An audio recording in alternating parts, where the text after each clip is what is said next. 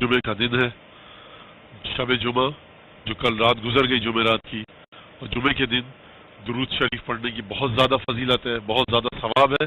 اس لیے آپ سے درخواست ہے کہ جو جس طرح سے پڑھنا چاہتا ہے درود شریف ایک دفعہ پڑھ دے.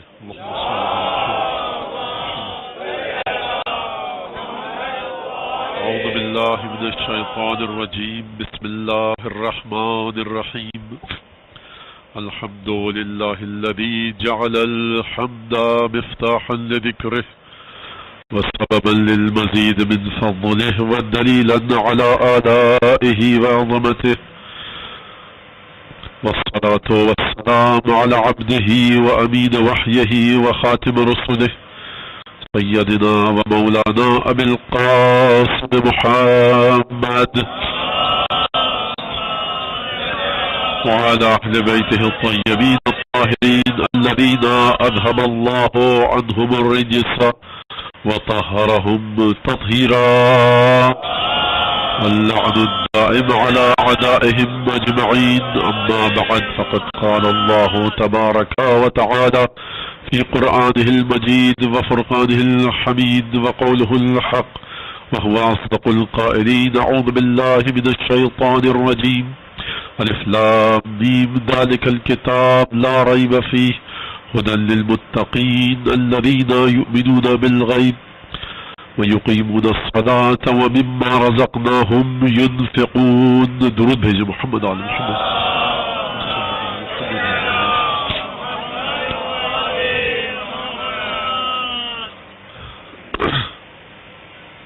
آج دوسری محرم کی مجلس ہے. درود پہ جب بات آتی ہے تو اب کچھ مسئلے ایسے پیش آ چکے ہیں کہ انسان کیسے ان کو حل کرے سمجھ میں نہیں آتا. کسی بھی مسلمان بھائی سے کہتے اپنے کہ درود، تو درود میں اختلاف، رسول خدا کی شریعت میں اختلاف. تو ہمارے جو اہل سنت حضرات ہیں ان کے یہاں درود ابراہیمی معروف ہے، ہمارے یہاں یہ درود معروف ہے. وہ جو درود اکثر پڑھتے ہیں درود ابراہیمی، وہ ہماری نماز جنازہ میں پڑھا جاتا ہے. یہ درود ان کے کسی اور طرح سے ہے. تو میری غرض اور مقصد یہ کہ درود بھیجیے محمد آل محمد پر، جیسے بھی بھیجیے. محمد صلی اللہ علیہ وسلم.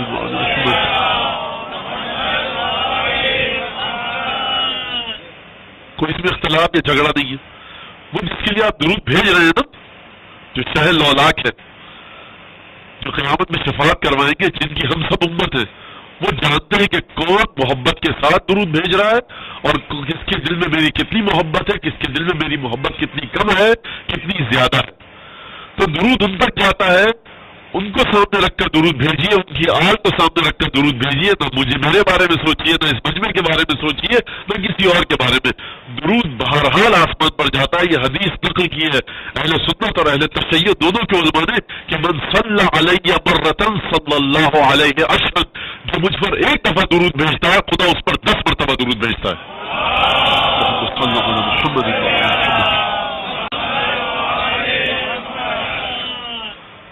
اب یہ مجلس میں ڈر رہا ہوں کہ درود کی فضیلت میں نہ چلی جائے، لیکن ڈرنا بھی نہیں چاہیے. بہت بڑی عبادت ہے. لیکن انشاءاللہ کسی اور وقت عرض کروں گا. یہاں پر جو گفتگو قرآن اور سائنس یا دین اور سائنس کے حوالے سے چل رہی ہے، اور جس آیت کو میں نے آپ کے سامنے پڑھا، وہ آیت بالکل ابتدائی آیت سورہ بقرہ کی. گفتگو یقیناً خشک ہو یا تر ہو، آپ میں سے کسی کے ذہن میں آئے مولانا پتہ نہیں کہاں لے کر جانا چاہتے ہیں، یہ بھائی اس میں میرا کوئی قصور نہیں. اب جیسا بھی ہوں آپ کے سامنے ہوں، جو گفتگو بھی ہوگی آپ کے سامنے ہوگی. اور قرآن کی آیت اور حدیث کی روشنی میں کوشش کروں گا. حسین ابن علی کا دسترخوان سب کے لیے ہے، حسین ابن علی کا غم سب کے لیے ہے. میں نے کل عرض کیا جس کے دل میں، جس کے سینے میں انسان کا دل دھڑک رہا ہے اس کے لیے حسین کا غم ہے. اور چھوڑ دیجیے انسان کے دل کو جس کے دل سینے میں جانور کا بھی دل ہے، کیونکہ یہ حدیث نقل کی ہے اہل سنت اور اہل تشیع دونوں کے علماء نے. کوئی یہ نہ سمجھے شیعوں کی بات ہو رہی ہے سنیوں کی، نہیں، دونوں کے علماء نے نقل کی ہے کہ حسین ابن علی پر پرندوں نے گریہ کیا. بزرگان محدثین نے اس بات کو نقل کیا ہے کہ جب پتھر کو اٹھایا گیا شہادت کے بعد تو پتھر کے نیچے خون تھا، فرات کا پانی کئی کئی درجوں اچھلا تھا. یہ حسین ابن علی کی شہادت ہے. جس کے دل میں رسول خدا کی محبت ہے وہ حسین پر گریا کرتا ہے، جس کے دل میں سیدہ کی محبت ہے وہ حسین پر گریا کرتا ہے، جس کے دل میں قیامت کا خوف ہے وہ حسین پر گریا کرے گا۔ کیوں؟ کیونکہ اگر وہ حسین کے غم میں گریا نہ کرے تو روز قیامت اپنے پیغمبر کو کس طرح سے چہرہ دکھائے گا؟ الذین یؤمنون بالغیب، یہ غیب کیا ہے؟ غیب کا مطلب چھپی ہوئی چیز۔ غیب کو ثابت کیسے کیا جائے؟ دیکھیے آپ کے سامنے خود غیب ہے، ہر چیز غیب ہے۔ یہ آپ کا دل جو دھڑک رہا ہے یہ کیسے دھڑک رہا ہے، یہ سورج نکل رہا ہے یہ کیسے نکل رہا ہے، یہ چاند نکل رہا ہے یہ کیسے نکل رہا ہے۔ غیب پر جب گفتگو آئے گی تو رسول خدا کی رسالت پر بھی گفتگو آئے گی اور پروردگار کی توحید پر بھی گفتگو آئے گی۔ ایک چھوٹی سی مثال دے کے بات کو آگے بڑھاؤں کہ دیکھیے عزیزان گرامی، رسول خدا 40 برس تک ختمی مرتبہ مکے کے کفار کے درمیان رہے، 40 برس تک مکے کے کفار کے درمیان رہے، انہی کے ساتھ چلتے پھرتے، بیٹھتے تھے، بولتے تھے، گفتگو کرتے تھے۔ مثال پر بہت توجہ کیجیے گا، انسان اپنے معاشرے کا اثر قبول کرتا ہے، کچھ نہ کچھ اثر تو قبول کرتا ہی ہے۔ پہلا اثر وہی زبان بولے گا جو اس کے گلی کوچے میں بولی جاتی ہے، وہی بدزبانی کرے گا کہ جس ماحول میں پیدا ہوا ہے۔ اگر گفتگو کرے گا تو اشعار کی صورت میں کرے گا، وہی گفتگو کرے گا۔ عرب کے اشعار کیا ہوتے تھے؟ یا خواتین پر اشعار کہے جاتے تھے، یا گھوڑے پر شعر کہے جاتے تھے، یا تلوار پر شعر کہے جاتے تھے، یا شراب کے بارے میں شعر کہے جاتے تھے۔ گفتگو نہایت فصیح و بلیغ ہوتی تھی، عرب کا حافظہ بہت اچھا تھا، لیکن اشعار یہیں تک محدود تھے۔ ان کا کام کیا تھا؟ پکے ایک چھوٹا سا دیہات تھا کہ صاحب تجارت کی جائے، جو ہندوستان سے قافلے آتے تھے، ایران سے قافلے آتے تھے، یمن تک جاتے تھے، وہ کبھی مکے میں رکتے تھے، جو یمن سے، جو شام سے قافلہ آتا تھا وہ مکے میں رک کر جاتا تھا۔ تو ایک طرح سے چھوٹی موٹی تجارت کا مرکز تھا، بہت مختصر سا دیہات مکہ۔ یہاں پر جناب آمنہ سلام اللہ علیہ کے گھر میں ایک بیٹا پیدا ہوا۔ قرآن میں حضرت عیسیٰ کے انجیل میں، قرآن میں احمد کہا گیا۔ پروردگار عالم نے اپنی خاص مرضی سے محبت نام رکھوایا، درود بھیجیے، رسول خدا کا نام آیا۔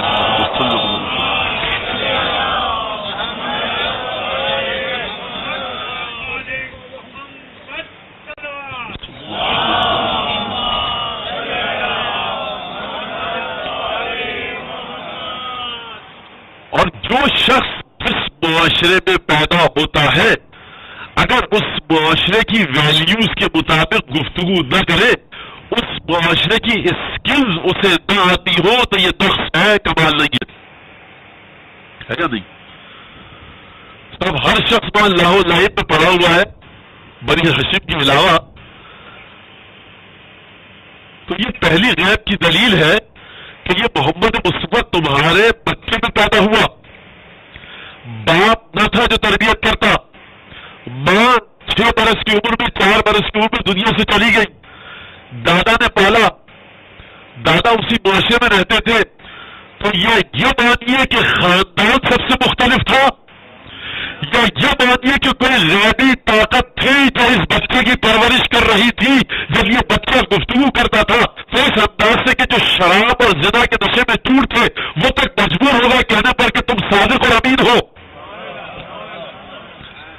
تو مکے کے کفار نے جب رسول خدا کے پیغام پر ٹھکرایا تو ان کی سمجھ میں نہیں آیا کہ یہ بچہ کہ جس کی تربیت بھی صحیح سے نہ ہو پائی، یہ بچہ کہ جس نے اپنے ماں باپ کا سایہ کھو دیا، کس انداز سے اس کی تربیت ہوئی کہ یہ جب بڑا ہوا تو ہم نے اسے صادق اور امین کہنا شروع کر دیا۔ حتیٰ رسول خدا کے ساتھ جو اسلام لایا اس پر تشدد کیا جاتا تھا، رسول خدا کو پتھر مارے جاتے تھے، رستے میں کانٹے بچھائے جاتے تھے، گندگی کا ڈھیر رسول خدا کے سر پر ڈال دیا جاتا تھا، لیکن امانتیں رسول خدا کے پاس رکھواتے تھے۔ اللہ اکبر، یہ عجیب معجزہ ہے۔ میری اور سے دشمنی چل رہی ہے، میں آپ کے پیغام کا مخالف ہوں، میں آپ کے خدا سے جنگ کر رہا ہوں، مجھے آپ کی نماز منظور نہیں ہے، مجھے آپ کا کردار منظور نہیں ہے، مجھے آپ کا اسلام منظور نہیں ہے، لیکن اعتماد اتنا ہے کہ اپنی امانتیں آپ کے پاس رکھواؤں گا۔ ثبوت کیا ہے؟ جب ہجرت کی ہے نا تو تمام کفار کی امانتیں مولا کائنات کو سپرد کر کے آئے کہ میرے بعد تم امانتوں کو سونپ کر مدینے آنا۔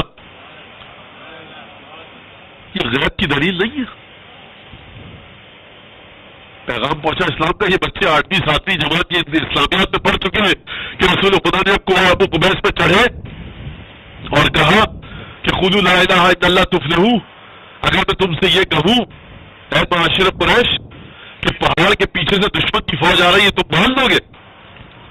کسی نے یہ نہیں کہا کون سا دشمن، کہاں کا دشمن، ہماری جنگ ہی نہیں ہوتی کسی سے۔ اچھا تھوڑی سی مکے کی تاریخ سن لیجیے، مکہ کوئی اتنی امپورٹنٹ جگہ نہیں تھی، جو جنگ ہوتی تھی روم اور ایران جو دو سپر پاوریں تھی اس وقت، ان کے درمیان جو جنگ ہوتی تھی وہ عراق کی سرزمین کے ایک حصے پر ہوتی تھی اور ترکی کے ایک حصے پر جو آج کا ترکی اس پر جنگ ہوتی تھی۔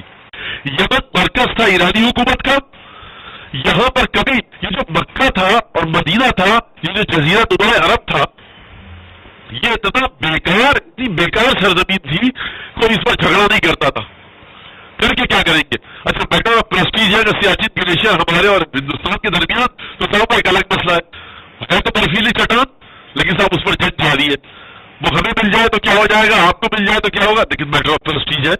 تو یہ مکہ جس جگہ پر واقع تھا وہ میٹر آف پریسٹیج بھی نہیں تھا، اگر تھا تو دین ابراہیمی کے ماننے والوں کے لیے کہ یہاں پر خانہ کعبہ تھا، تو یہاں پر کوئی نہ روم کی سلطنت نہ ایران کی سلطنت اس مکے کی سرزمین کی جانب دیکھتی نہیں تھی کہ لے لیا تو کیا کریں گے اور کھو دیا تو کیا کھویا، جب کچھ ہے ہی نہیں یہاں پر تو کیا کریں گے۔ تو مہاراج اس جگہ پر رسول خدا پیدا ہوئے، تو جب رسول خدا نے پہاڑ پر چڑھ کے کہا کہ اگر میں یہ کہوں کہ اس پہاڑ کے پیچھے سے دشمن کی فوج آ رہی ہے تو تم مان لو گے، واقعہ آپ سب کو پتا ہے، کہا کہ ہم مان لیں گے۔ اچھا کسی نے یہ نہیں مذاق کہہ کر اڑایا کہ کون سا دشمن، کہاں کا دشمن، ہم تو ایسی سرزمین میں رہ رہے ہیں کہ جہاں پہ کسی کو دلچسپی نہیں ہے، یعنی اتنا زیادہ سچا مانتے تھے رسول خدا کو کہ رسول خدا اگر ایسا فرض کرے، ایسی چیز کو امیجن کرے، ایسی فولڈر کو کھولے کہ جس کا تصور سے کوسوں کا فاصلہ ہو تب بھی اسے مان لے، لیکن جیسے ہی خدا کی بات کی ٹھکرا دیا۔ اب کیوں ٹھکرایا یہ الگ گفتگو ہے۔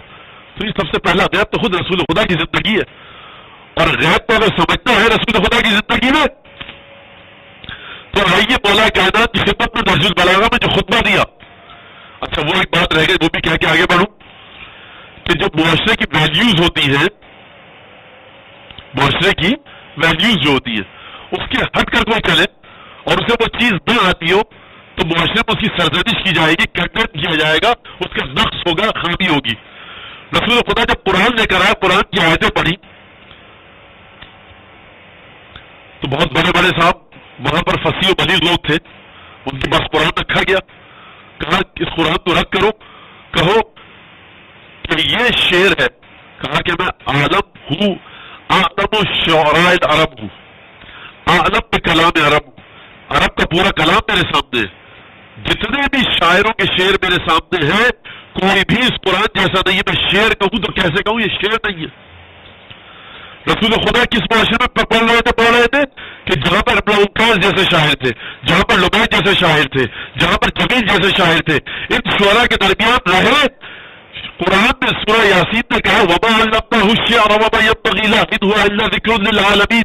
دیکھو ہمارا یہ حبیب جو گفتگو کر رہا ہے یہ شعر نہیں کہہ رہا، یعنی پورا معاشرہ جس چیز کو کمال سمجھتا ہے وہ ہم نے اپنے حبیب کو سکھائی نہیں۔ عجیب معجزہ ہے کہ معاشرہ شعر کہنے کو کمال سمجھے، سماج سوسائٹی میں شعر کہنا تعریف کا باعث بنے، اشعار جس کو کہنے آتے ہو اس کی تعریف کی جائے۔ یہ رسول ایسا کلام ہے جس کو پورا عرب شعر کہنے نہ پائے، برائی کر کے نہ سکے۔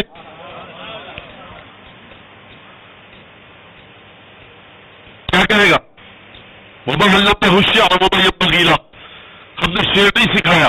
اچھا اب کوئی یہ نہ کہے کہ رسول خدا اگر شعر کہنا چاہتے تو شعر نہیں کہہ پاتے۔ معصوم کا مطلب یہ نہیں ہے کہ رسول خدا گناہ نہیں کر سکتے تھے، اگر کرنا چاہتے، اس بات کو بہت توجہ سے سنیے گا، اگر ہم یہ کہیں کہ خدا نے گناہ کی طاقت سلب کر لی تھی تو یہ تو جبر آ جائے گا، جب جبر آ گیا تو تعریف کس بات کی؟ رسول خدا کا علم اس مقام پر تھا کہ گناہ کی حقیقت کو سمجھتے ہیں، اطاعت کی حقیقت کو سمجھتے ہیں۔ معصوم ہونا عصمت کا معنی ہے علم کا کمال، علم کے کمال کی وجہ سے گناہ کی جانب رسول خدا نہیں جائیں گے۔ تو اب کوئی یہ نہ کہے کہ رسول خدا شعر نہیں کہہ سکتے تھے۔ کوئی چیز ایسی نہیں ہے دنیا میں، کائنات میں، کہ کوئی انسان انجام دے پائے اور رسول خدا اسے انجام نہ دے سکے۔ یہ بات یاد رکھیے گا. لیکن رسول خدا کی شان ہے، رسول خدا کا مرتبہ ہے کہ اس چیز کے قریب نہیں جائیں گے. قرآن نے کہا وما علمناہ الشعر، ہم نے اپنے حبیب کو شعر نہیں سکھایا. تو کوئی یہ نہ سمجھے کہ رسول خدا نعوذ باللہ غلط تھے، نعوذ باللہ نادان تھے، جاہل تھے، نعوذ باللہ شعر کے سلسلے میں. قرآن نے آگے بڑھ کر کہا کہ ہم نے کیوں اجازت نہیں دی شعر کہنے کی. وما ينبغي له، یہ ہمارے حبیب کی شان کے مطابق نہیں ہے. ان ہوا الا ذکر للعالمین، یہ عالمین کے لیے ذکر ہے، نصیحت ہے. شعر ویر تم کہتے رہو. کسی نے یہ نہیں کہا رسول خدا سے. مولا کائنات کا خطبہ موجود ہے نہج البلاغہ میں، لقد كنت بحراء مع رسول اللہ، خدا کی قسم میں رسول خدا کے ساتھ غار حرا میں اس وقت تھا حين نزول الوحی الیہ، کہ جب پہلی وحی رسول خدا پر نازل ہوئی. وَلَقَدْ سَمِعْتُ رَنَّةَ الشَّيْطَانِ، میں نے شیطان کی چیخ کی آواز سنی. میں نے رسول خدا سے پوچھا یا رسول اللہ ما هذه الرنة، یہ شیطان کی چیخ کی آواز کیسی ہے، چیخ کیسی ہے؟ کہا هذه رنة الشیطان، اے علی یہ شیطان کی چیخ ہے. لقد آیس من عبادته، آج کے دن شیطان اپنی عبادت سے مایوس ہو گیا. اس خطبے کو، اس ٹکڑے کو میں کئی دفعہ پڑھ چکا ہوں، مجھے غیب سے متصل کرنا ہے. اور پھر رسول خدا کے بارے میں جناب مولا کائنات نے فرمایا کہ دیکھو رسول خدا کانا یرفع کل یوم من عالم اخلاق ہی، رسول خدا ہر روز اپنے اخلاق کا ایک پرچہ میرے سامنے رکھتے. وہ کانا یامرنی بالاقتداء بہ، اور مجھے حکم دیتے کہ علی جو میں کر رہا ہوں وہ تم کرو. علی نے کبھی پلٹ کر یہ نہیں پوچھا کہ یا رسول اللہ یہ جو آپ مجھے چیزیں سکھا رہے ہیں یہ تو مکے میں کوئی بھی نہیں سکھاتا، آپ کے پاس کہاں سے؟ تو ماننا پڑے گا کہ علی ابن ابی طالب غیب پر پورا ایمان رکھتے تھے، اسی لیے تو صبح سے عمل کیا.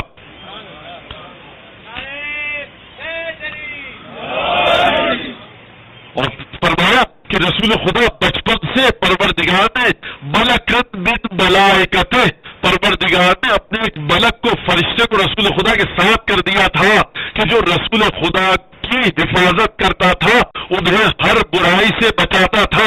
عزیزان گرامی سن لیجئے، اب ایک نظریہ یہ ہے کہ رسول 40 سال کی عمر میں رسول بنے. بہت باریک بات ہے، توجہ کے ساتھ سنیے گا. ایک نظریہ یہ ہے کہ رسول 40 سال کے بعد رسول بنے.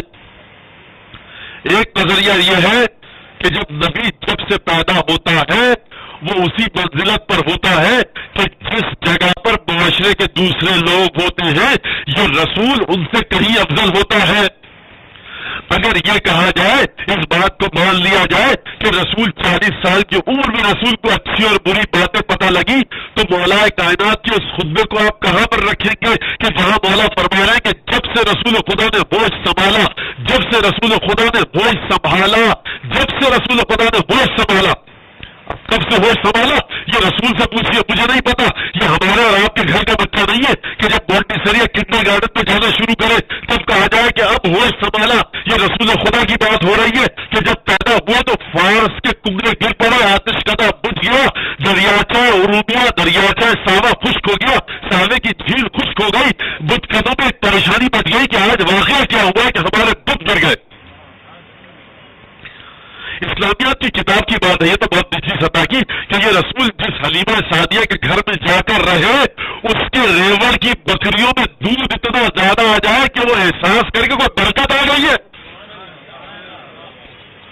تو عزیزان گرامی یہ رسول بالکل مختلف رسول ہے. اب ذرا اس بات کا جواب دیجیے کہ یہ رسول ابھی رسول نہیں بنا، فرض کر لیجیے یہ رسول ہم آپ جیسا ہے نعوذ باللہ، تو پروردگار نے یہ فرشتہ رسول کے اوپر بھیجا کیوں؟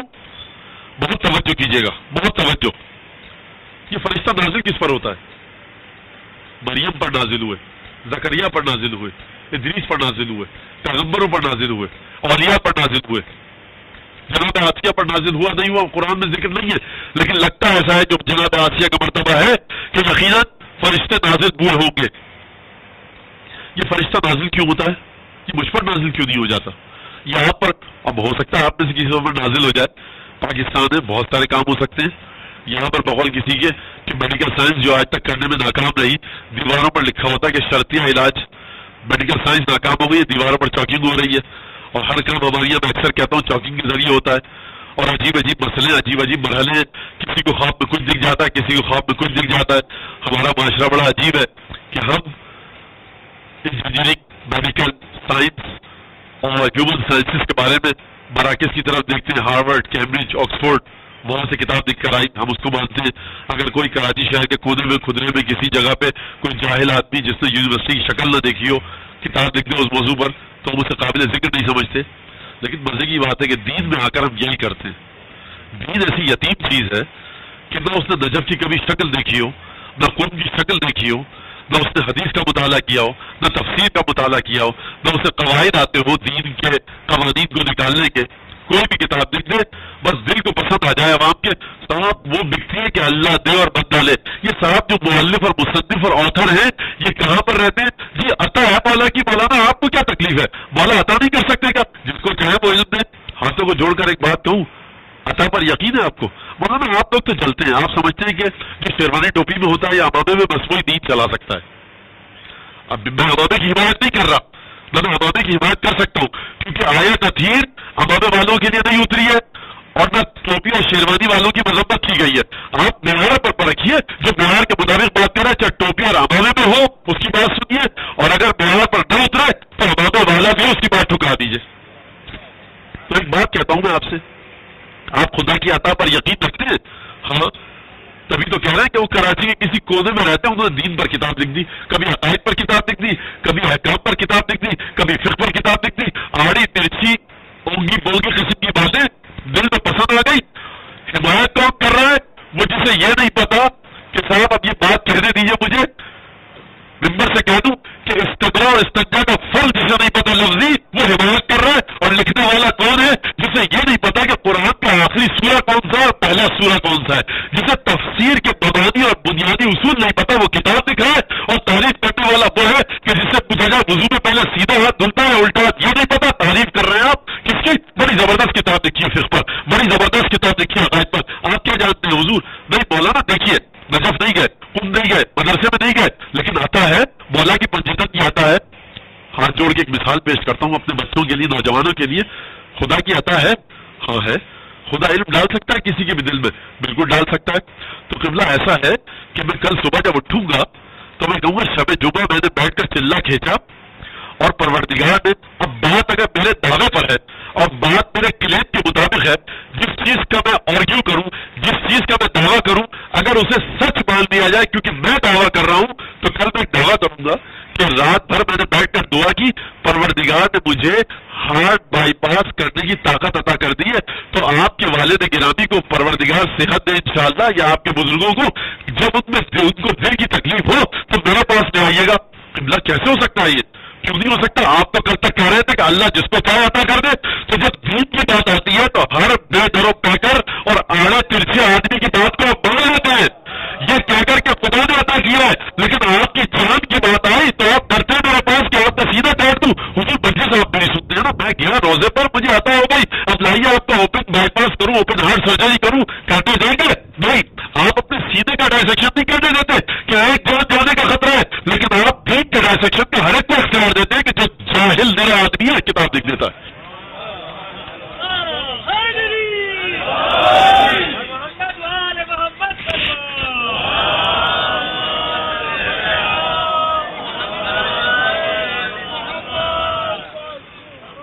حضور اگر رسول خدا صرف اپنے خاندان کے بل پر دعویٰ کر دیتے نا تو دعویٰ نبوت مان لینا چاہیے تھا۔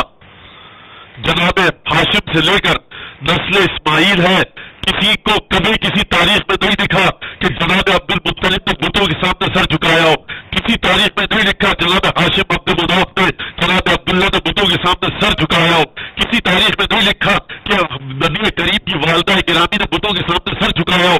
اگر رسول خدا اپنی خاندانی عظمت کو سامنے رکھ کر نبوت کا دعویٰ کرتے تو مکے کے لوگوں پر عقل کے مطابق ماننا لازم تھا۔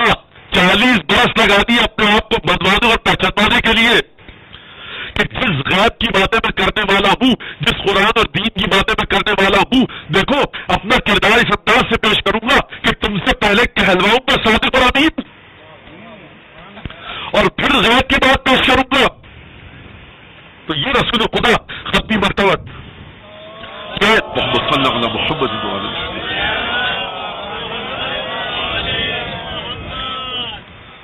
یہ ختمی مرتبہ، یہ رسول خدا کہ اس انداز سے اپنے کردار کو پیش کر رہے ہیں غیب کو بنوانے کے لیے، جو بدون بالغیب۔ اچھا چاہیے. ایک بات اور بھی میرے ذہن میں آئی. اچھا میرا یہ عقیدہ ہے, اپنا خیال ہے, اور یہ یقین ہے مجھے کہ مقرر اور سامع, اسپیکر, آڈیٹر اور آڈینس کے درمیان ایک رشتہ بننا چاہیے.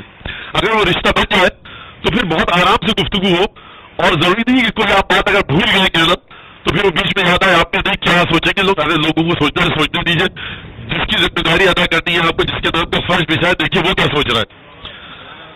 یہ موضوع رکھا کیوں میں نے, شکر یاد آ گیا. ہو سکتا ہے 11 محرم کو یاد آتا تو پھر آپ لوگوں کیسے بتاتا. کربلائی صاحب کو زحمت دینی پڑتی کہ سب کو یہ میسج کیجیے. دیکھیے ایک چیز معاشرے میں چل چکی ہے, کیا مطلب وضو ایسے کیوں ہوتا ہے؟ بھائی حدیث میں آیا, کوئی تو ریزن ہوگی. حدیث میں آیا نہیں, حدیث میں تو آیا ہے, لیکن اس کا فلسفہ کیا ہے؟ بھائی فلسفہ جو وضو لایا ہے جب اس نے نہیں بتایا تو میں آپ کو کیسے بتاؤں؟ نہیں مولانا یہ تو بات ہے کہ ہمارے پاس ایک قاعدہ ہے کہ جس چیز پر عقل حکم کرتی ہے اسی کا شریعت نے حکم دیا ہے, اور جس کا شریعت حکم دیتی ہے اسی کا عقل حکم دیتی ہے. حضور اس طرح کا کوئی قاعدہ کسی عالم نے آج تک بیان نہیں کیا ہے. جو میرے پاس لے آئے اس قاعدے کو کسی معتبر کتاب سے نکال کر تو میں اپنا نامہ اس کے سر پر رکھ دوں گا, مجلس پڑھنا چھوڑ دوں گا. یہ قاعدہ موجود ہے لیکن امپلیمنٹیشن بہت غلط کیا جاتا ہے. اگر عقل حکم کر رہی ہوتی اور جو آپ کی عقل جس کے مطابق حکم کر رہی ہے اسی کے مطابق شریعت کو حکم کرنا ہوتا تو یہ بیچارے پروردگار عالم اللہ سبحانہ و تعالیٰ نے 1,24,000 پیغمبروں کو کیوں بھیجا؟ کیوں بھیجا؟ عقل کہاں تک ہے؟ پہلے عقل کے دائرہ کار کو تو معین کیجیے. حضور عقل گویا آپ کی آنکھ ہے, آپ کی آنکھ کا نور جہاں تک آپ کو چیز دکھاتا ہے آپ اس کو دیکھ سکتے ہیں. دیوار کے پیچھے جو چیز ہے آپ اس کو نہیں دیکھ سکتے. میں کہوں گا دیوار کے پیچھے کیا ہو رہا ہے, آپ کہیں گے میں نہیں دیکھ سکتا. میں کہوں گا آپ کو تو آنکھیں دیے, دیکھیے کچھ تو ہوگا. آپ کہیں گے مولانا ہے تو کچھ ضرور, لیکن میں کیسے دیکھوں, میری آنکھ ادھر نہیں دیکھ پا رہی. عجیب بات کرتے ہیں, آپ کو آنکھ دی ہے تو عقل کے بارے میں بھی یہی کریے کہ آپ سوچیے سمجھیے کہ یہ عبادتیں کیوں عطا کی پروردگار نے. کوئی تو فلسفہ ہوگا, بعض کا فلسفہ بتایا گیا. آپ کو عقل ہے نا, ذرا سوچیے. مولانا عقل تو ہے میری, لیکن عقل اس وقت کام کرتی ہے جب اس کے پاس ڈیٹا آئے, گیون آئے, اس انفارمیشن کو لے کر پروسیسنگ کرے, پروسیسنگ کے بعد وہ نتیجہ دے. پھر عقل کہتی ہے کہ یہ چیز کنکلوژن سامنے آیا. جب عقل کسی چیز تک پہنچ ہی نہ پائے, جب عقل کو ڈیٹا دیا ہی نہ جائے تو وہ کس چیز کو پروسیس کر کے نتیجہ دے گی؟ نہیں مولانا عقل تو دیکھیے سوچنے کے لیے دی ہے, تو وہی میرا سوال ہوگا, آپ کو آنکھ تو دیکھنے کے لیے دی ہے نا, ذرا دیکھیے دیوار کے پیچھے کیا ہو رہا ہے. تو اگر سب کا سب عقل کے ذریعے ہو سکتا تو پروردگار یہ نہ کہتا کہ یؤمنون بالغیب, غیب پر ایمان لاتے. پہلی صفت جو پروردگار نے مومنین کی بیان کی, متقین کی بیان کی, کہا کہ یؤمنون بالغیب, یہ غیب پر ایمان لاتے ہیں. مولانا پروردگار نے اتنی زیادہ عقل کی تعریف کی ہے. اصول کافی کا پہلا چیپٹر ہے کتاب العقل والجہل. عقل عقل عقل عقل, لا دین لمن لا عقل, اس کے پاس دین نہیں ہے جس کے پاس عقل نہیں ہے. تو یہ تو عقل کی تعریف کی گئی ہے, اور کہا کہ اس کے پاس حیا نہیں ہے جس کے پاس دین اور عقل نہیں ہے. یعنی حیا, شرم, عقل, دین, یہ تینوں چیزیں ساتھ ساتھ ہیں. مولانا عقل کی تو تعریف کی جا رہی ہے. پروردگار قرآن میں کہہ رہا ہے لعلکم تعقلون, لعلکم یعقلون, افلا تعقلون. عقل سے کیوں استعمال نہیں کرتے, عقل سے کیوں استعمال نہیں کرتے, عقل کے ذریعے کیوں نہیں سوچتے ہو؟ تو پروردگار قرآن میں عقل کی تعریف کر رہا ہے اور آپ عقل کی مذمت کر رہے ہیں. سوال سمجھ میں آ گیا؟ آگے بڑھوں. اچھا وہی قرآن جو کہہ رہا ہے کہ عقل کی تعریف میں کر رہا ہوں, اسی قرآن میں تو آیا نا کہ یؤمنون بالغیب. غیب کا مطلب چھپی ہوئی چیز. جب پروردگار کہہ رہا ہے چھپی ہوئی ہے, یعنی تمہاری عقل سے بھی چھپی ہوئی ہے, تمہاری آنکھوں سے بھی چھپی ہوئی ہے, تمہارے کانوں سے بھی چھپی ہوئی ہے, تمہارے شعور سے بھی چھپی ہوئی ہے. غیب پر ایمان لاؤ. پروردگار اب غیب کہاں تک ہے, کیا ہے سلسلہ, وہ ایک الگ بات ہے.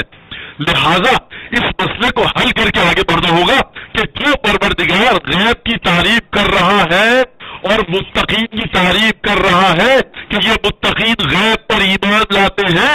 دیکھو اے تقوی رکھنے والوں, تم غیب پر ایمان رکھو. یہ تمہاری پہلی تعریف ہے قرآن میں جو ہم نے کی. نماز قائم کرتے ہیں اور جو ہم نے رزق عطا کیا ہے اس پر اسے انفاق کرتے ہیں, محتاجوں کو دیتے ہیں. ہم ہی غیب کی تعریف کر رہے ہیں, ہم تمہاری تعریف کر رہے ہیں کہ تم غیب پر ایمان لاتے ہو, لیکن ہم عقل والوں کی بھی تعریف کر رہے ہیں. تو یہ ٹکراؤ دور ہو تو کیسے ہو؟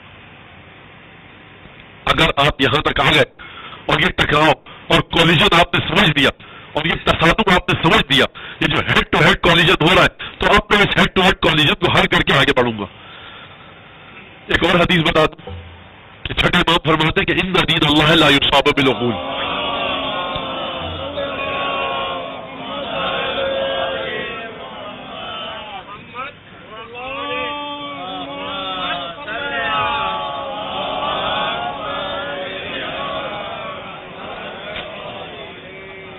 امام جعفر صادق علیہ السلام کا فرمان ہے کہ خدا کے دین تک عقلوں کے ذریعے نہیں پہنچا جا سکتا۔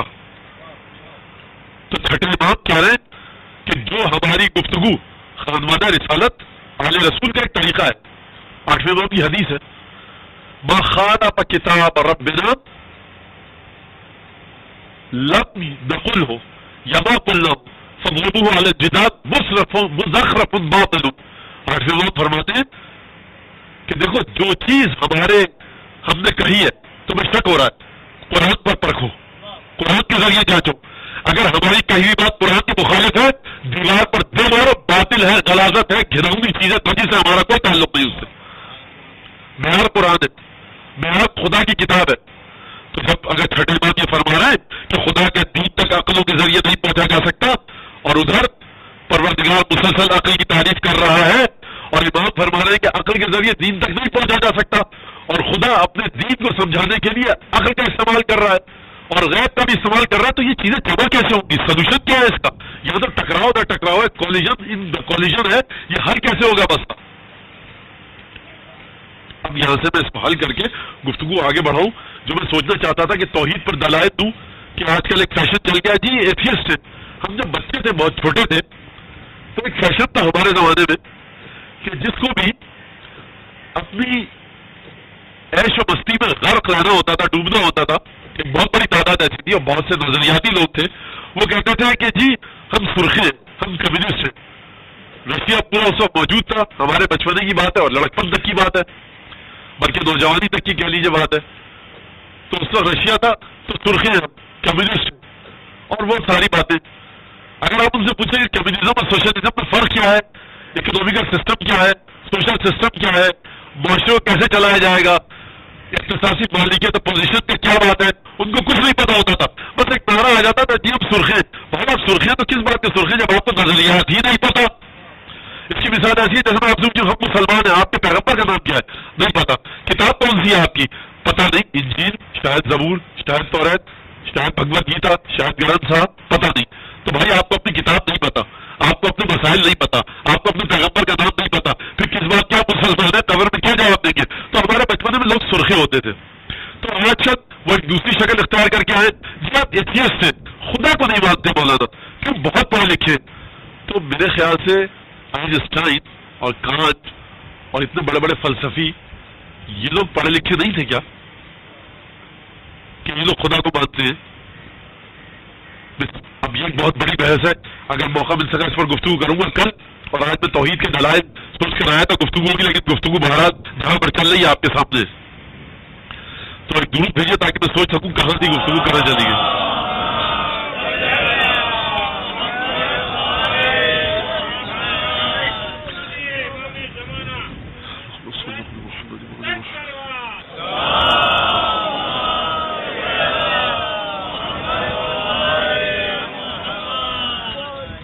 اس ٹکراؤ پہ چل رہی تھی گفتگو، اس ٹکراؤ کو پروردگار نے حل کہاں سے کیا ہے؟ دیکھیے صلوات کی برکت ہے، مجھے یاد آ گیا میں کہاں پر گفتگو چھوڑی تھی۔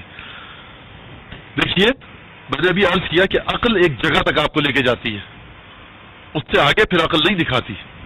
یہ واقعہ کربلا غیب کی بہت اچھی مثال ہے۔ لوگ حسین ابن علی کے ساتھ چل رہے ہیں، کیا ہوگا کچھ نہیں پتا، وہ غیب ہے کربلا جا کے کیا ہوگا۔ اب تو مولا بتلا چکے کہ سب شہید ہو جائیں گے، لیکن کیسے ہوں گے کیا ہوگا کچھ نہیں پتا، تو یہ غیب ہے نا۔ لیکن عقل کے ذریعے غیب تک پہنچا جا سکتا ہے، عقل کے ذریعے غیب پر ایمان لایا جا سکتا ہے۔ تمہاری عقل کیا کہتی ہے؟ یہ کون ہے جو بلا رہا ہے؟ حسین ابن علی ہے۔ کس کا بیٹا ہے؟ رسول کا بیٹا ہے۔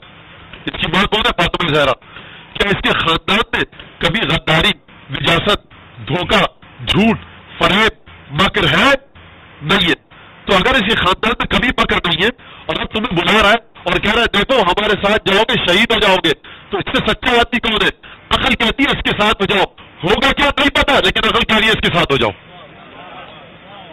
اور قرآن نے کیا کہا؟ جب رسول خدا کے پیغام کو لوگوں نے ٹھکرایا تو قرآن نے کہا کہ حبیب ان سے کہو فَلَقَدْ فَقَدْ لَبِثْتُ فِيكُمْ عُمَرًا مِّن سِنِينَ، اے مکی والو تم میرے پیغام کو کیوں ٹھکرا رہے ہو؟ میں تمہارے ساتھ رہ رہا ہوں، اٹھ رہا ہوں بیٹھ رہا ہوں، دیکھ رہے ہو کہ تم جب شراب کے نشے میں دھت رہتے تھے میں نے نجاست تک کے قریب نہیں کیا. جب تم اپنے رابطوں میں ان لیجیٹیمیٹ رابطوں میں خواتین کے ساتھ تمہیں کوئی خوف نہ تھا، ہمارا خاندان پاک و پاک باز رہا. جب تم سود کی کمائی کھاتے تھے ہمارے گھر میں سود کی کمائی نہیں آئی. جب تم بتوں کے سامنے سر جھکاتے تھے ہمارے خاندان کے کسی شخص نے بتوں کے سامنے سر نہیں جھکایا. جب تمہاری عورتیں بازار عکاظ میں مکے میں بے پردہ گھومتی تھی اپنے بےغیرتی کے ساتھ وقت کا مظاہرہ کر کے، تو ہمارے گھر کی خواتین پردے میں رہتی تھی. کوئی بے حیائی بےغیرتی جھوٹ مکر فریب ہمارے خاندان سے نہیں نکلا. تو ہم بتاؤ تمہاری عقل کیا کہتی ہے؟ کس خاندان کے پیچھے جاؤ گے اس کے پیچھے کی جگہ جھوٹ ہے، مکر ہے، فریب ہے، عیاری ہے، چالاکی ہے، دغا بازی ہے، یا اس خاندان کے پیچھے کہ جس کے گھر میں محبت ہے، امن ہے، بھائی چارہ ہے، طہارت ہے، پاکیزگی ہے. کیا کہتی ہے تمہاری عقل؟ یہ جو 10 اور 20 درہم کے معاملے میں جھوٹ بولنے کو تیار ہے، یہ خدا کے بارے میں کیسے سچ بولے گا؟ اور ہم لوگ کہ جو دینے خدا کی راہ میں پھر اسے واپس نہ لیں. آئے ہم سے کہنے والا کہ آپ کے بابا کا مجھ پر، آپ کے بابا کے اوپر میرا قرضہ تھا. مولانا کائنات کے پاس ایک شخص آیا، کہا ہے علی تمہارے باپ ابو طالب نے مجھ سے قرضہ لیا تھا. کہا کتنا تھا؟ کہا اتنا تھا. مولانا نے کہیں سے کر کرا کے بہرحال وہ قرضہ واپس کیا. پھر وہ شخص آیا، کہا کہ علی معذرت چاہتا ہوں، معاف کرنا غلطی ہو گئی، میں نے اپنے جو رجسٹر میں لکھا ہوا تھا وہ میں نے قرضہ دیا تھا نہ کہ دیا تھا، تو یہ پیسے واپس کیا کر رہا ہوں. مولانا نے کیا کہا ایک دفعہ جو چیز دے دی لے جاؤ تمہارے لیے.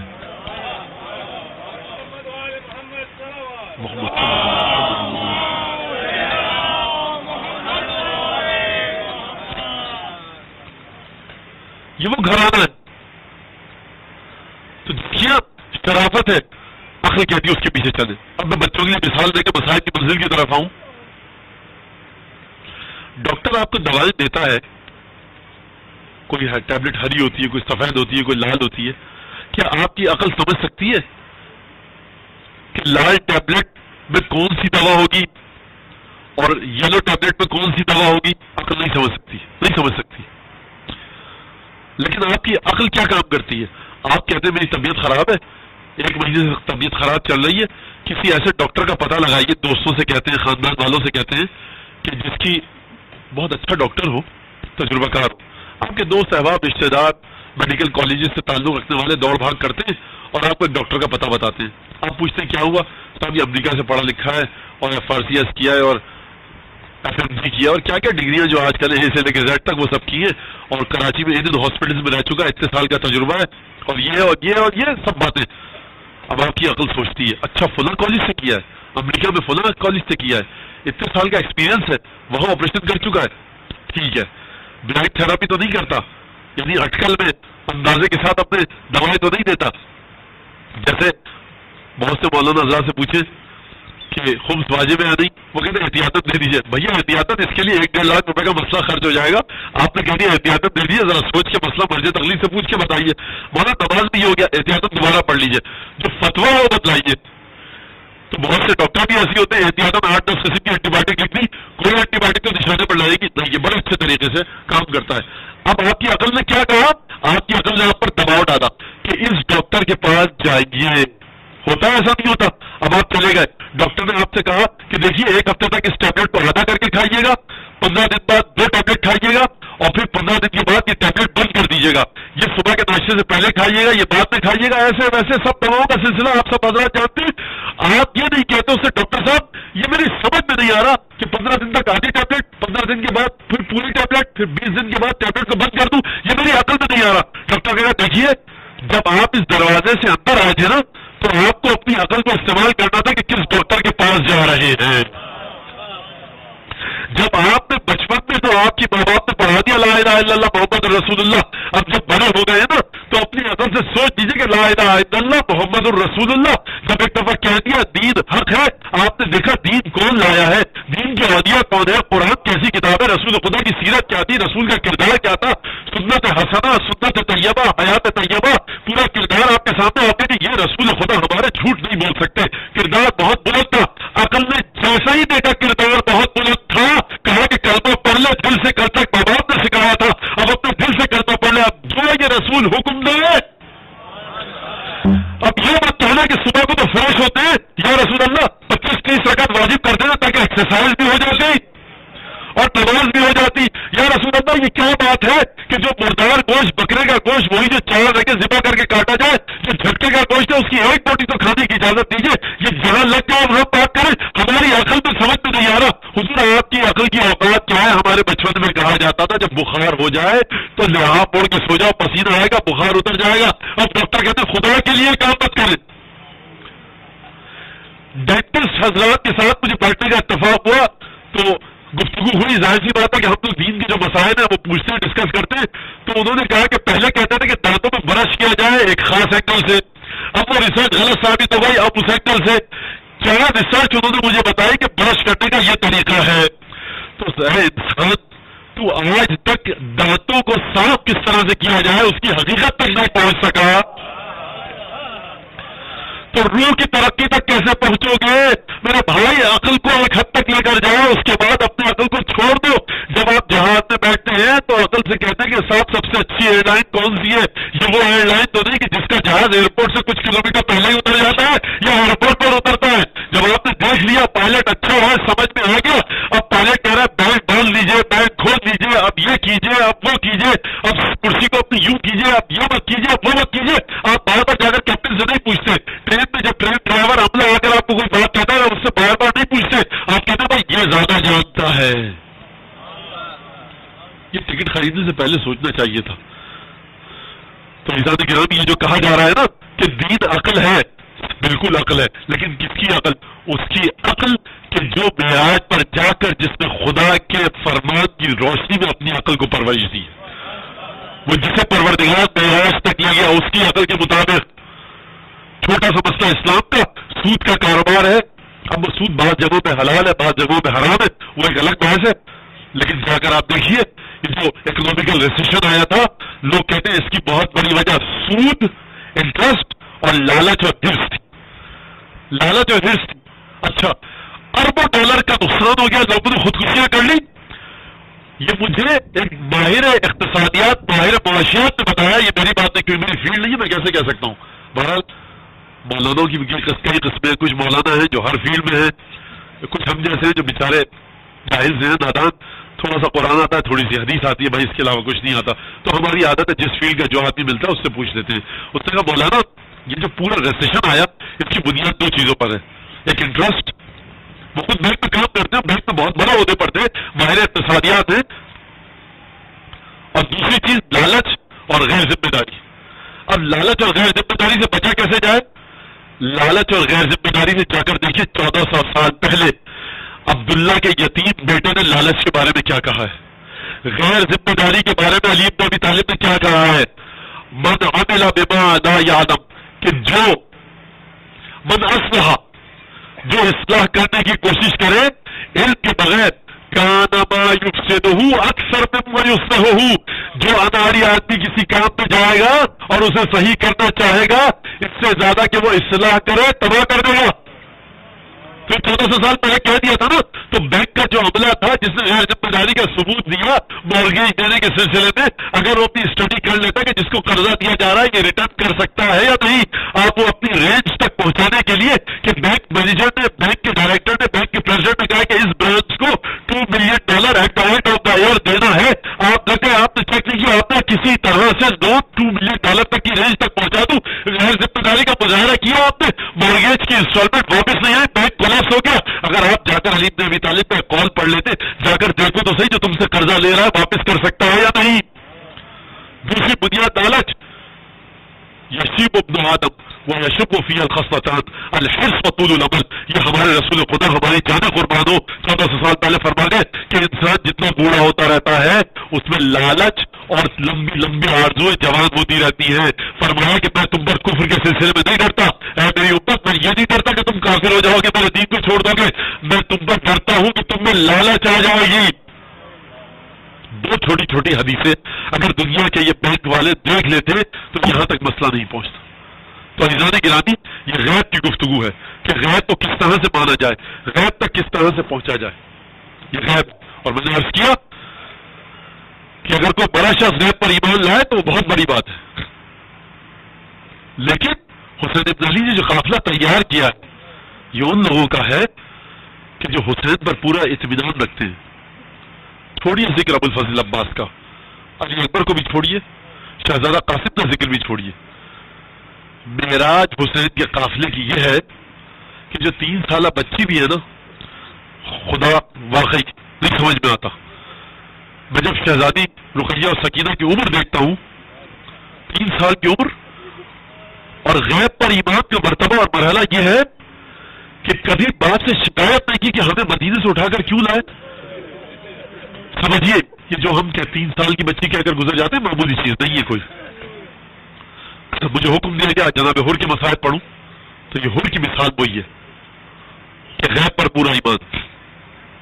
جب ایک منزل پر پہنچے حسین ابن علی کے ساتھیوں نے اللہ اکبر کی آواز بلند کی. کہا کہ کیا ہوا؟ کہا کہ مولا نخلستان نظر آ رہا ہے سامنے. بعض دوسرے دوستوں نے کہا کہ ہم کئی دفعہ اس مقام سے گزرے ہیں, یہاں کوئی نخلستان نہیں ہے. اچھا, مولا حسین کی عادت تھی کہ جب تک کوئی ضرورت پیش نہیں آتی تھی آپ اپنے علم غیب کو ظاہر نہیں کرتے تھے. جب اور نزدیک ہوئے کہا دیکھا کہ گھڑ سوار نیزوں کے ساتھ آ رہے ہیں. ساتھیوں نے کہا مولا پہاڑ کی اوٹ میں چلے جائیے تاکہ یہ ہم پر پیچھے سے حملہ نہ کریں, خواتین کو شہزادیوں کو پہاڑ کے ساتھ رکھ دیجئے اور ہم آگے آ جاتے ہیں, اگر جنگ ہو تو ہم دفاع کر سکیں. مولا نے اس بات کو پسند فرمایا اور پہاڑ کے پاس جا کر پشت پر پہاڑ, سامنے سے لشکر.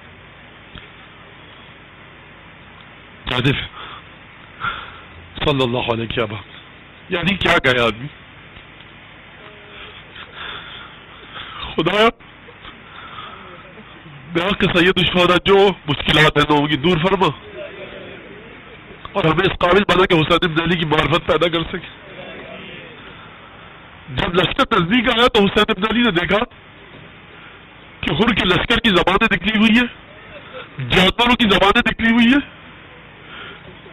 حسین نے عباس اور علی اکبر کو حکم دیا کہ ان کو پانی پلاؤ اور دیکھو جانوروں کے منہ کے آگے برتن رکھ دو, اور جب تک جانور 3 دفعہ اپنا منہ نہ ہٹائے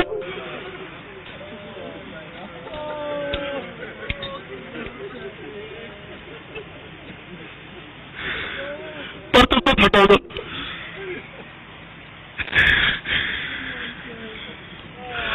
پورے قافلے کو پانی پلایا گیا, قافلہ چلا گیا, ایک کنارے پہ کھڑا ہو گیا. علی ابن طغان محاربی کہتا ہے کہ میں لشکر سے پیچھے رہ گیا تھا, میرا اونٹ جو تھا وہ ناتواں ہو گیا تھا پیاس کی شدت سے. جب میں آیا اور میں اونٹ سے جس لگا کر چھلانگ لگا کر نیچے اترا تو مجھ میں پیاس کی شدت کی وجہ سے اتنی طاقت نہیں رہ گئی تھی کہ میں پشکیزے سے پانی نکال کر پیتا. حسین ابن علی نزدیک آئے, کہا پشکیزے میں پانی رکھا ہے پی لو. جب میں نے مشکیزہ کھولا تو مشکیزے کا پانی بھل بھل بہنے لگا, میرے ہاتھ کب کپانے لگے, میں پانی نہ پی پایا. مولانا نے کہا ادخر راویہ یا اخی, گفتگو کا جملہ دیکھیے, جنگ کرنے آیا. مولا فرمایا میرے بھائی مشکیزے کے منہ کو موڑ دے, پانی کم نکلے گا, سکون سے پانی پیو. میرے سمجھ میں بات نہیں آئی, عجیب کام کیا فاطمہ کے لاڈلے نے. مولا آگے بڑھے, اپنے ہاتھوں سے مشکیزہ اٹھایا. یہ ہے وہ خاندان کہ جو کرامت انسانی کی بلند ترین منزلوں پر ہے. اس خاندان کے علاوہ کہیں اور کوئی نجات نہیں. مولا نے اپنے ہاتھوں سے پانی نکلا.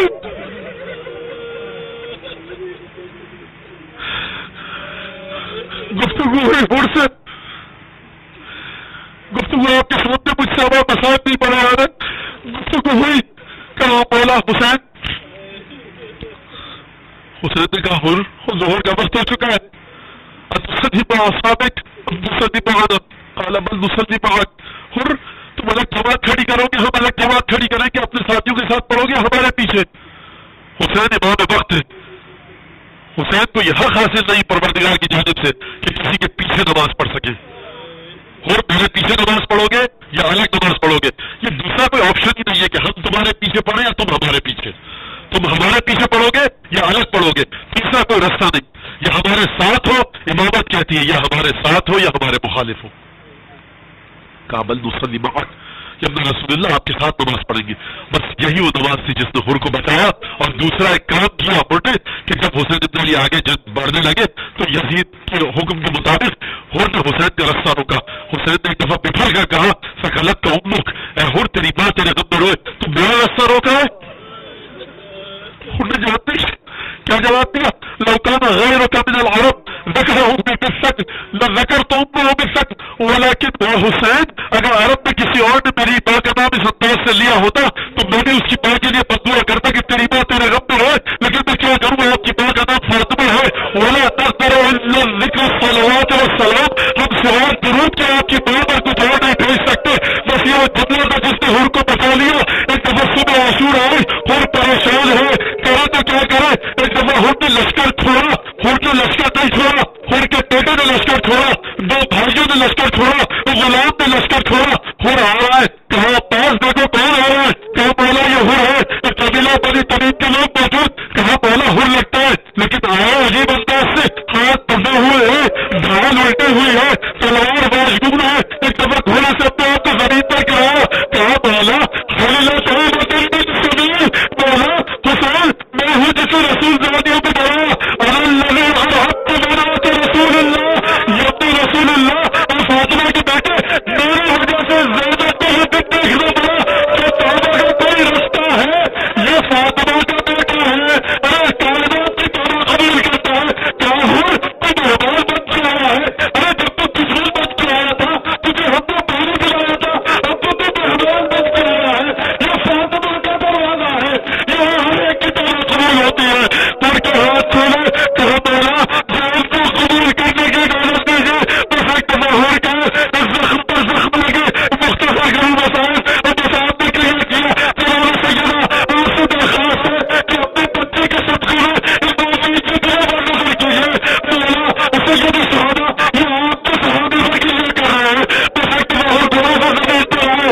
مولا حسین پہنچا نہیں پہنچے مجھے نہیں پتا, لیکن میں ایک جملہ کرتا ہوں سے, جب تم توبہ کے لیے آئے تھے تم نے کہا ہے فضل تو رسول میں ہوں جس نے زینب کے دل کو ڈرایا, جس نے سکینہ کے دل کو ڈرایا.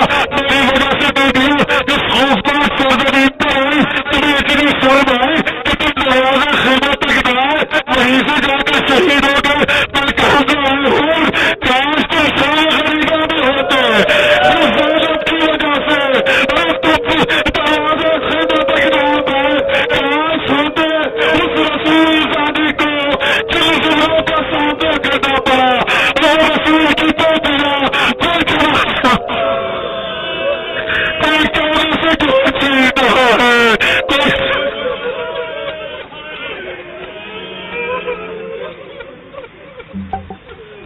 اللہ رحمت اللہ.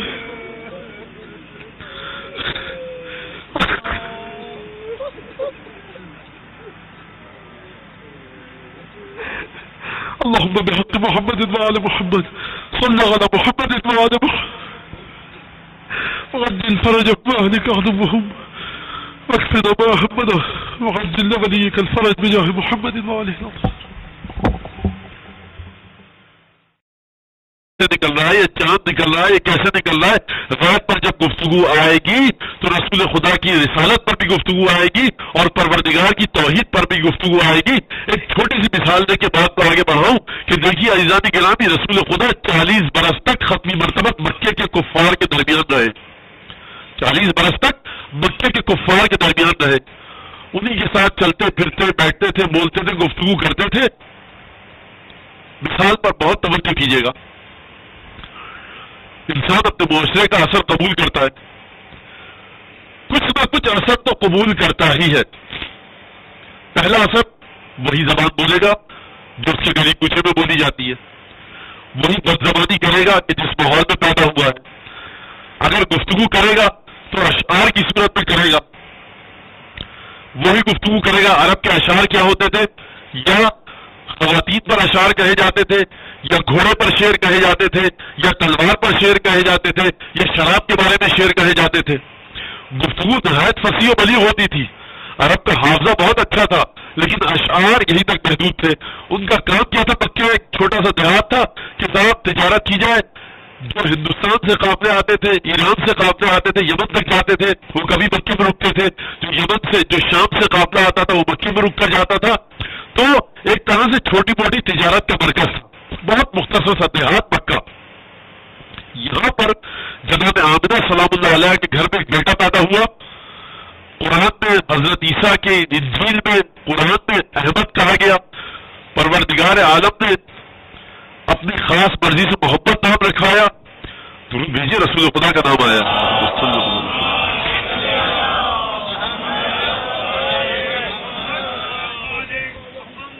اب دین اور سائنس کے حوالے سے چل رہی ہے، اور جس آیت کو میں نے آپ کے سامنے پڑھا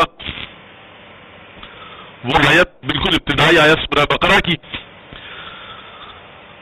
گفتگو یقیناً خشک ہو یا تر ہو، آپ میں سے کسی کے ذہن میں آئے مولانا پتہ نہیں کہاں لے کر جانا چاہتے ہیں، یہ بھائی اس میں میرا کوئی قصور نہیں. اب جیسا بھی ہوں آپ کے سامنے ہوں، جو گفتگو بھی ہوگی آپ کے سامنے ہوگی. اور قرآن کی آیت اور حدیث کی روشنی میں کوشش کروں گا. حسین ابن علی کا دسترخوان سب کے لیے ہے، حسین ابن علی کا غم سب کے لیے ہے. میں نے کل عرض کیا، جس کے دل میں، جس کے سینے میں انسان کا دل دھڑک رہا ہے اس کے لیے حسین کا غم ہے. اور چھوڑ دیجیے انسان کے دل کو، جس کے دل سینے میں جانور کا بھی دل ہے، کیونکہ حدیث نقل کی ہے اہل سنت اور اہل تشیع دونوں کے علماء نے. کوئی یہ نہ سمجھے شیعوں کی بات ہو رہی ہے سنیوں کی، نہیں، دونوں کے علماء نے نقل کی ہے کہ حسین ابن علی پر پرندوں نے گریہ کیا. بزرگان محدثین نے اس بات کو نقل کیا ہے کہ جب پتھر کو اٹھایا گیا شہادت کے بعد تو پتھر کے نیچے خون تھا، فرات کا پانی کئی کئی نیزوں اچھلا تھا. یہ حسین ابن علی کی شہادت ہے. جس کے دل میں رسول خدا کی محبت ہے وہ حسین پر گریہ کرتا ہے. جس کے دل میں سیدہ کی محبت ہے وہ حسین پر گریہ کرتا ہے. جس کے دل میں قیامت کا خوف ہے وہ حسین پر گریہ کرے گا. کیوں؟ کیونکہ اگر وہ حسین کے غم پر گریہ نہ کرے تو روز قیامت اپنے پیغمبر کو کس طرح سے چہرہ دکھائے گا. الذین یؤمنون بالغیب، یہ غیب کیا ہے؟ غیب کا مطلب چھپی ہوئی چیز. غیب کو ثابت کیسے کیا جائے؟ دیکھیے آپ کے سامنے خود غیب ہے، ہر چیز غیب ہے. یہ آپ کا دل جو دھڑک رہا ہے یہ کیسے دھڑک رہا ہے، یہ سورج نکل رہا ہے یہ کیسے. آج دوسری محرم کی مجلس ہے. درود پہ جب بات آتی ہے تو اب کچھ مسئلے ایسے پیش آ چکے ہیں کہ انسان کیسے ان کو حل کرے سمجھ میں نہیں آتا. کسی بھی مسلمان بھائی سے کہیں اپنے کہ درود، تو درود میں اختلاف، رسول خدا کی شریعت میں اختلاف. تو ہمارے جو اہل سنت حضرات ہیں ان کے یہاں درود ابراہیمی معروف ہے، ہمارے یہاں یہ درود معروف ہے. وہ جو درود اکثر پڑھتے ہیں درود ابراہیمی، وہ ہماری یہاں نماز جنازہ میں پڑھا جاتا ہے. یہ درود ان کے کسی اور طرح سے ہے. تو میری غرض اور مقصد یہ کہ درود بھیجیے محمد آل محمد پر، جیسے بھی بھیجیے.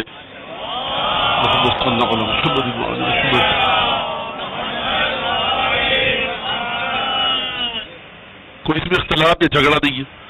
وہ جس کے لیے آپ درود بھیج رہے ہیں نا، جو سہل لولاک ہے، جو قیامت میں شفاعت کروائیں گے، جن کی ہم سب امت ہے، وہ جانتے ہیں کہ کون محبت کے ساتھ درود بھیج رہا ہے اور کس کے دل میں میری کتنی محبت ہے، کس کے دل میں میری محبت کتنی کم ہے، کتنی زیادہ ہے.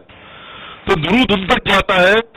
ان کو سامنے رکھ کر درود بھیجیے، ان کی آل کو سامنے رکھ کر درود بھیجیے. نہ مجھے میرے بارے میں سوچیے، نہ اس مجمع کے بارے میں سوچیے، نہ کسی اور کے بارے میں. درود بہرحال آسمان پر جاتا ہے. یہ حدیث نقل کی ہے اہل سنت اور اہل تشیع دونوں کے علماء نے کہ من صلی علیہ مرۃ صلی اللہ علیہ عشرا، جو مجھ پر ایک دفعہ درود بھیجتا ہے خدا اس پر 10 مرتبہ درود بھیجتا ہے.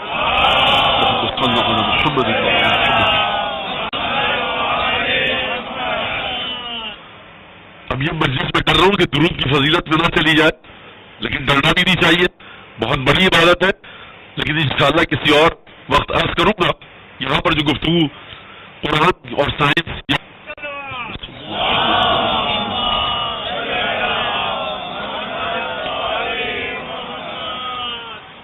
اور جو شخص جس معاشرے میں پیدا ہوتا ہے اگر اس معاشرے کی ویلیوز کے مطابق گفتگو نہ کرے، اس معاشرے کی اسکلز اسے نہ آتی ہو، تو یہ نقص ہے، کمال نہیں ہے یا نہیں؟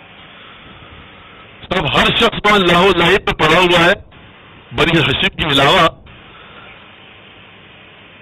تو یہ پہلی غیب کی دلیل ہے کہ یہ محمد مصطفیٰ تمہارے بچے میں پیدا ہوا، باپ نہ تھا جو تربیت کرتا، ماں 6 برس کی عمر میں 4 برس کی عمر میں دنیا سے چلی گئی، دادا نے پالا، دادا اسی معاشرے میں رہتے تھے، تو یہ مانیے کہ خاندان سب سے مختلف تھا، یا یہ مانیے کہ کوئی غیبی طاقت تھی جو اس بچے کی پرورش کر رہی تھی، جب یہ بچہ گفتگو کرتا تھا تو اس انداز سے کہ جو شراب اور زنا کے نشے میں چور تھے وہ تک مجبور ہوگا کہنے پر کہ تم صادق اور امین ہو۔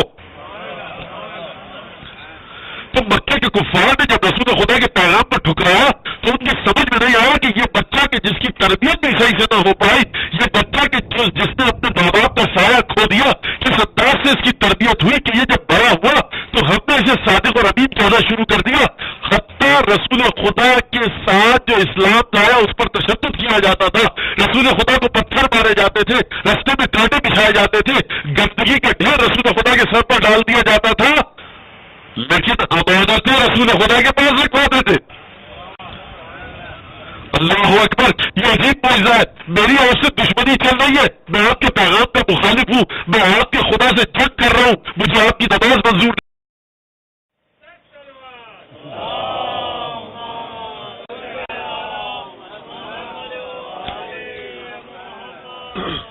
جمعے کا دن ہے، شب جمعہ جو کل رات گزر گئی جمعرات کی، اور جمعے کے دن درود شریف پڑھنے کی بہت زیادہ فضیلت ہے، بہت زیادہ ثواب ہے، اس لیے آپ سے درخواست ہے کہ جو جس طرح سے پڑھنا چاہتا ہے درود شریف ایک دفعہ پڑھ دے۔